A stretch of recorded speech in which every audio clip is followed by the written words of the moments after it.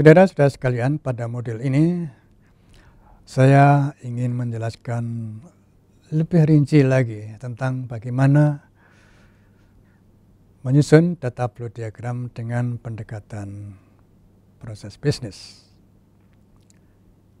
Ada 3 yang akan kita bahas. 1,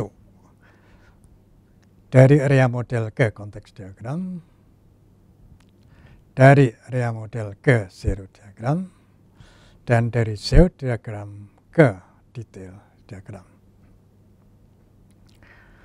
2 proses bisnis yang akan saya bahas sebagai contoh adalah proses bisnis penjualan dan proses bisnis pengadaan atau pembelian. Kembali kita perhatikan diagram rea dari proses bisnis penjualan. Sekali lagi, di sana ada 4 kegiatan bisnis. Yang saya akan jelaskan nanti bagaimana kaitannya antara kegiatan ini dengan proses yang ada di data flow diagram. Jadi, saya ulangi lagi bahwa rea to DFD berarti bahwa dalam penyusunan DFD kita akan memperhatikan diagram rea. Mengapa? Karena seperti saya sampaikan bahwa ada problem, ada pertanyaan yang sering terjadi pada saat melakukan dekomposisi dari diagram konteks ke diagram nol. Nah, sebelum masuk ke diagram nol, kita akan lihat dulu elemen-elemen dari rea diagram ini yang akan kita gunakan untuk membantu menyusun diagram konteks. Perhatikan di dalam gambar ini, agent di situ ada 2, internal agent dan external agent. Kemudian masing-masing entitas dihubungkan dengan relationship.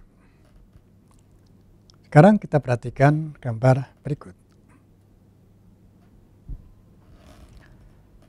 Diagram konteks dari proses bisnis penjualan, atau mungkin kita bisa gunakan istilah sistem informasi penjualan,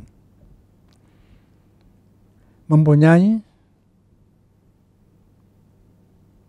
external entity, external agent, toko pengecer. Sedangkan internal entity-nya adalah staf penjualan, staf pengiriman, staf AR, dan staf keuangan. Akan tetapi, internal agent akan menjadi internal entity dan di dalam data flow diagram tidak digambarkan. Oleh karena itu, pada diagram konteks hanya menggambarkan external entity atau terminatornya hanya toko pengecer. Sedangkan relationship yang bisa kita perhatikan di situ antara toko pengecer dengan kegiatan menerima pesanan dan mengirim barang, maka di sana ada relationship pesan barang dan ada terima barang. Yang ini bisa kita gunakan sebagai label data flow dari sistem ke terminator tersebut. Jadi, pada diagram konteks proses bisnis penjualan, ada data masuk dari toko pengecer ke sistem, yaitu pesan barang. Kemudian pelanggan bayar. Perhatikan sekali lagi bahwa yang mengalir dalam data flow diagram adalah data, bukan barang. Oke. Jadi kalau ingin lebih jelas lagi, dapat kita jelaskan sebagai pelanggan bayar adalah data yang ada pada dokumen untuk menyertai pembayaran dari toko pengecer ke sistem atau ke perusahaan. Oke. Sedangkan kirim barang adalah data yang diperlukan untuk menyertai kegiatan mengirim barang dari perusahaan ke toko pengecer.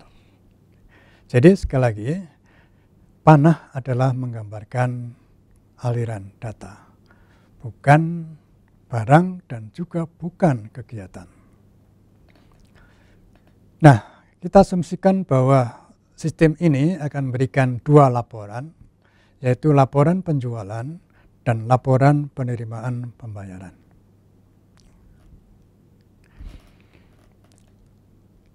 Diagram konteks hanya mempunyai satu proses, itu satu bubble.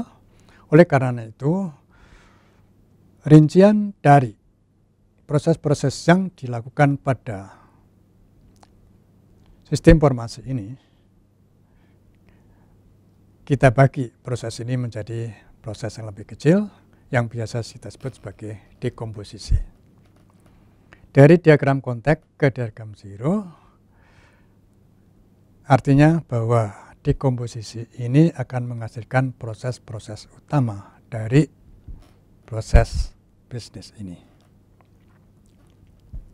Nah,